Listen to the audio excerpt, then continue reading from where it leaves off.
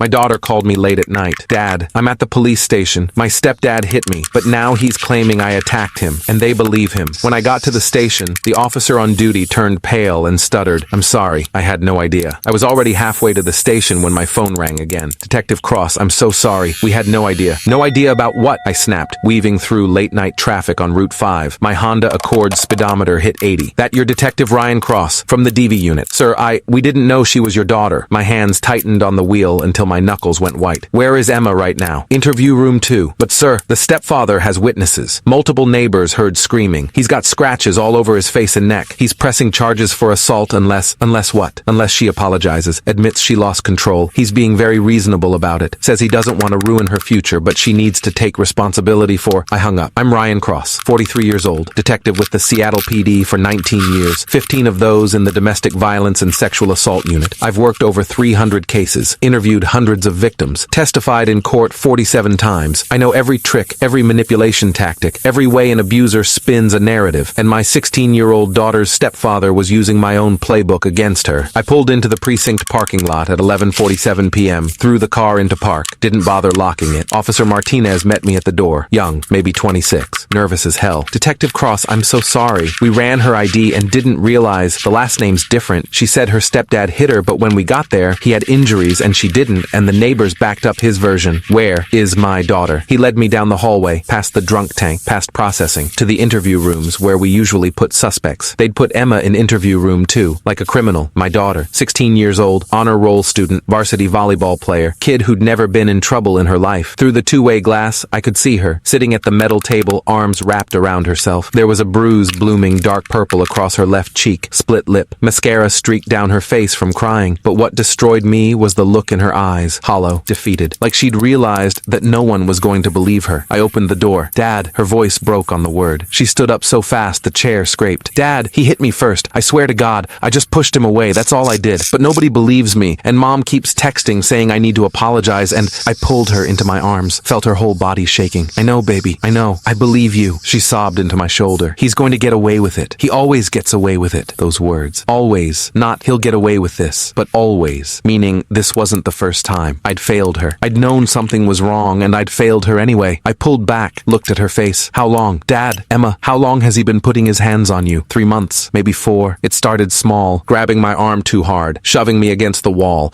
blocking doorways so I couldn't leave. Mom said I was being dramatic, that Marcus was just stressed from work, that I needed to be more respectful. My jaw clenched. Why didn't you tell me? I tried. 2 months ago. I told you he was getting aggressive and you said you'd keep an eye on it and you'd talk to Mom, but nothing changed. She was right. 2 months ago, Emma had called me crying, said Marcus was being mean and getting in her face. I'd called my ex-wife Jennifer. She'd said Emma was exaggerating, that Emma was going through a difficult phase, that Marcus was actually very patient with her attitude. I'd believed Jennifer. Why wouldn't I? We'd been divorced 6 years, but we'd always co-parented well. She'd never lied to me about the important stuff. I'd told Emma to give it time, to try being more understanding, to remember that blended families took work. I'd told my daughter, my baby girl who'd never lied to me in her life, to try harder to get along with the man who was abusing her. I'm sorry, I said. God, Emma, I'm so sorry. It doesn't matter now. Her voice went flat. He's going to press charges. I'll have a record. It'll ruin college applications. And Mom's threatening to sue for full custody because I'm violent and unstable over my dead body. Stay here, I said. Don't talk to anyone. Don't sign anything. I'll handle this. I walked into the hallway. Marcus Webb stood there with 2 officers, playing his part perfectly. Concerned stepfather. Reasonable. Respectful. Hurt, but willing to be forgiving. He was 41. Investment banker. 6'2", athletic build. Expensive watch. Designer suit even at midnight. The kind of guy who looked trustworthy, who looked like the victim. Detective Cross, he said, with fake sympathy dripping from every word. I'm so sorry it came to this. I really am.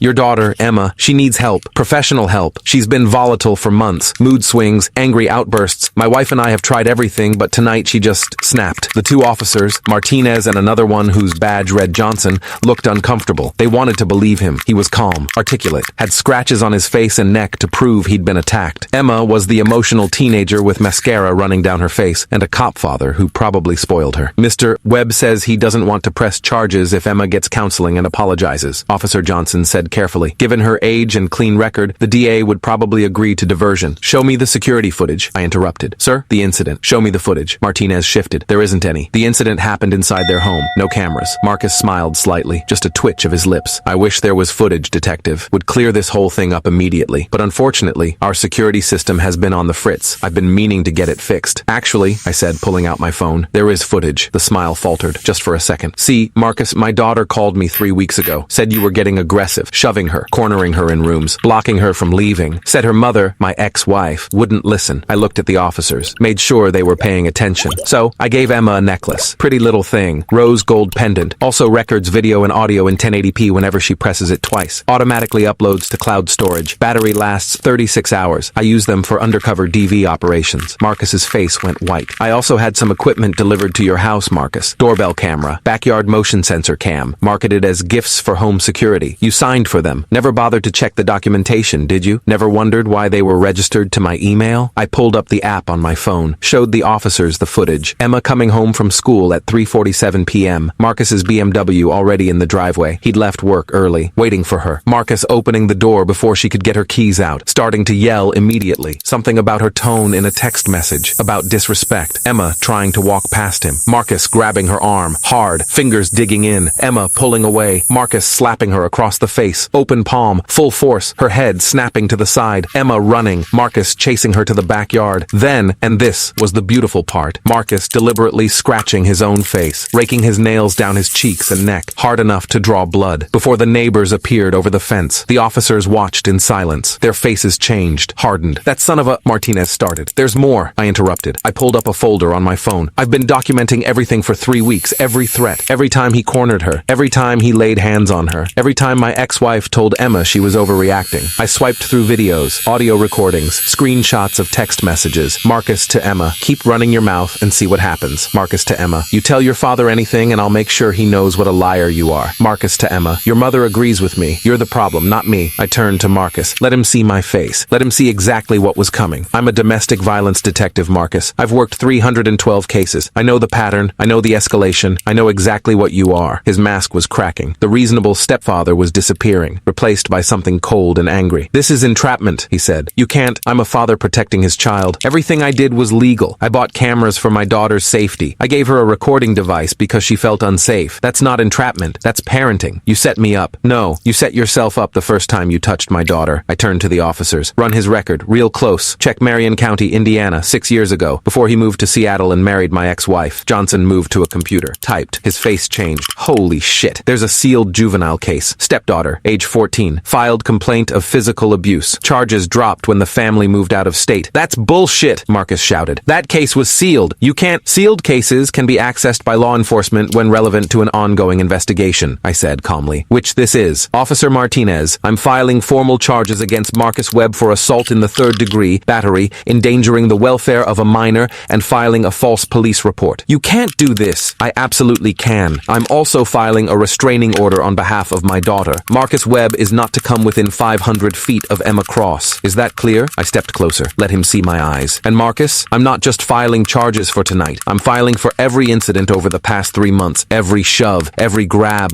every threat. I have dates, times, evidence, video, audio, text messages. I've been building a case against you for 3 weeks because I knew you'd slip up eventually. I knew you'd do something this stupid. His face went from white to red. You vindictive piece of... I'm also sending copies of all my evidence to your employer. First National Bank, right? I'm sure they'll love knowing their senior investment advisor has pending domestic violence charges. I'm also sending it to your church, Greenwood Community. Pastor Thompson would probably want to know. And to every contact in your phone, I pulled those records too. Your neighbors, your golf buddies, everyone who thinks you're such a great guy. You can't do that. That's harassment. It's public information. You'll be in the police blotter by morning. I'm just making sure everyone you know gets the chance to see exactly who you really are. The officers moved toward him. Martinez had cuffs out. Marcus started backing toward the door. I want my lawyer. I'm not saying anything else without my... Marcus Webb, Martinez said formally. You're under arrest for assault in the 3rd degree, battery, and filing a false police report. You have the right to remain silent. This is bullshit. I'm the victim here. She attacked me. Anything you say can and will be used against you in a court of law. Marcus fought. Actually fought. Tried to pull away. Shouted. Called Emma a liar. Called me vindictive. Said I'd manipulated everything. The whole station was watching now. Officers coming out of rooms. Staff stopping to stare. Phones coming out. Recording. Good. I wanted everyone to see. They got the cuffs on him. Marched him toward booking. He was still screaming. You set me up. This is entrapment. I'll sue. You'll what? I said calmly. Press charges? You just tried to frame a 16-year-old girl for assault because she defended herself when you hit her. You scratched your own face to make yourself look like the victim. I have video of all of it. Video that's already backed up in 3 different locations. Video that I'm sending to the DA tonight. I smiled. Couldn't help it. And by tomorrow morning, your face will be on every news site in King County. Investment banker arrested for domestic violence. Stepfather caught on camera framing teenage victim. Which headline do you think will get more shares? Marcus looked at me with pure hatred. You destroyed my life. No, I said quietly. You destroyed your own life the first time you put your hands on my daughter. I just made sure everyone would see what you did. They took him away, still shouting, still making threats. I went back to Emma. She was standing at the glass watching, tears still streaming, but she was smiling. Actually, smiling. Did you really record everything? She asked. Every second since you first told me something was wrong. Why didn't you just arrest him weeks ago? Because I needed it to be ironclad. I needed him to hang himself so completely that he couldn't talk his way out. Guys like Marcus, they're good talkers. They convince judges, convince juries. I needed evidence so overwhelming that nobody could doubt you. She hugged me. I thought nobody would believe me. I'll always believe you. Always. Officer Martinez approached. Detective Cross, do you need anything for your daughter? EMT to document injuries? Victim services? Yes, all of it. And I want photos of every bruise, every mark, full medical examination. I want this documented properly. Yes, sir. The EMT arrived. Young woman, maybe 30. Name tag read Rodriguez. She was gentle with Emma, asked permission before touching, explained everything. Contusion to left zygomatic bone, that's the cheekbone. Split lip. Bruising to right upper arm consistent with finger grip pattern. Older bruising on both forearms, various stages of healing. She photographed everything, documented it all in her report. Has this happened before? Rodriguez asked Emma gently. Emma nodded. 3 months, maybe longer. It started small. That's how it always starts, Rodriguez said. She looked at me. Your daughter's very brave. After the EMT left, a woman in plain clothes arrived. Late 40s, professional, kind eyes. Detective Cross? I'm Angela Martinez, victim advocate with King County. Officer Martinez called me. No relation, different Martinez. She smiled at Emma. I'm here to help you navigate what comes next. The restraining order, the court process, counseling resources, whatever you need. Emma looked at me. I nodded. For the next hour, Angela explained everything. What to expect at the arraignment, how restraining orders work, support groups for teen domestic violence victims, therapy options. Will I have to testify? Emma asked. Probably, Angela said gently. But you won't be alone. Your father will be there. I'll be there. And with the video evidence, the defense won't have much room to maneuver. At 1:23 a.m., my ex-wife Jennifer showed up. She burst into the station in yoga pants and a sweatshirt, hair in a messy bun, no makeup. Where's my daughter? What the hell did you do to Marcus? I stood, positioned myself between her and Emma. I had him arrested for assault and battery, among other charges. This is insane. Emma attacked him. The neighbors saw Marcus chase Emma into the backyard after he hit her, which I have on video, along with video of Marcus deliberately scratching his own face to frame her. You're lying. I pulled out my phone, showed her. She watched. Her face went white, then red. Then she started crying. Oh my God, I didn't know. You didn't want to know, I said coldly. Emma told you, multiple times, and you called her dramatic. You told her to be more respectful. You enabled a man who was abusing our daughter. I didn't, he said she was exaggerating. You chose him over her. You chose protecting your marriage over protecting your child. She reached for Emma. Baby, I'm so sorry. Emma pulled away.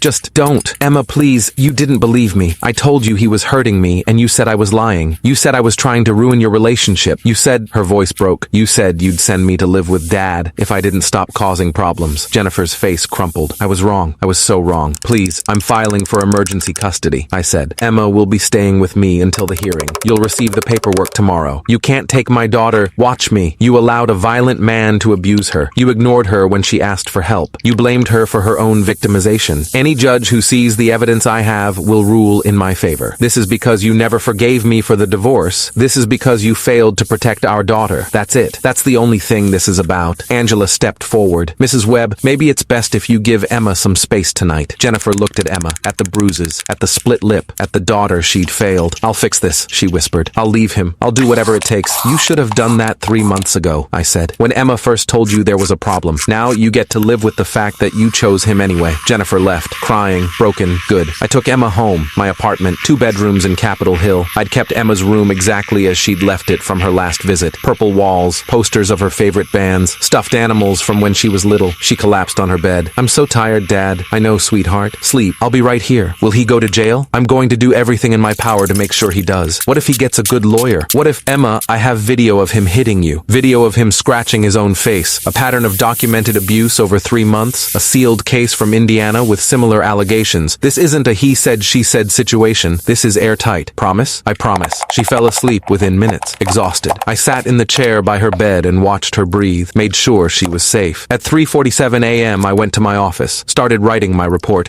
every detail, every piece of evidence, every witness statement. Then I called the DA, Melissa Harrison, Chief Deputy DA for King County. We'd worked together for 12 years. She'd prosecuted most of my cases. We had a good conviction rate together. She answered on the third ring. This better be important, Cross. My daughter was assaulted by her stepfather tonight. He tried to frame her for it. I have video evidence of the assault and the frame-up. I need charges filed immediately. All business now. Send me everything. I did. Every video, every photo, every document, the whole file. She called back 20 minutes later. Jesus Christ, Ryan. This guy is a piece of work. Can you prosecute? Can I? I'm going to destroy him. This is the most clear-cut domestic violence case I've seen in years. Self-inflicted injuries to frame the victim. That's bold and stupid. He's been doing this for years. Indiana case. Probably others we haven't found yet. I'll dig. We'll hit him with everything. He'll be lucky to see daylight again. I want a high bail. I don't want him getting out. With the video and the prior case, judge will set it at $100,000 minimum, and given his wealth, probably higher. Good. The arraignment was Monday morning. I sat in the gallery with Emma. Marcus appeared in an orange jumpsuit, hands cuffed. His expensive lawyer, Richard Chen, partner at Morrison & Associates, stood next to him. Judge Patricia Williams presiding. 62 years old, 30 years on the bench, known for harsh sentences in domestic violence cases. Mr. Webb, you're charged with assault in the third degree, battery, filing a false police report, and witness tampering. How do you plead? Not guilty, Your Honor. His lawyer stood. Your Honor, my client is a respected member of the community, senior investment advisor at First National Bank, no prior criminal record in Washington State. He has ties to the community and poses no flight risk. We request he be released on personal recognizance. Melissa Harrison stood. Your Honor, the defendant has a sealed juvenile case in Indiana involving similar allegations from a previous stepdaughter. He also has significant financial resources and international connections through his work. He is absolutely a flight risk. Additionally, the evidence in this case includes video footage of the defendant assaulting the victim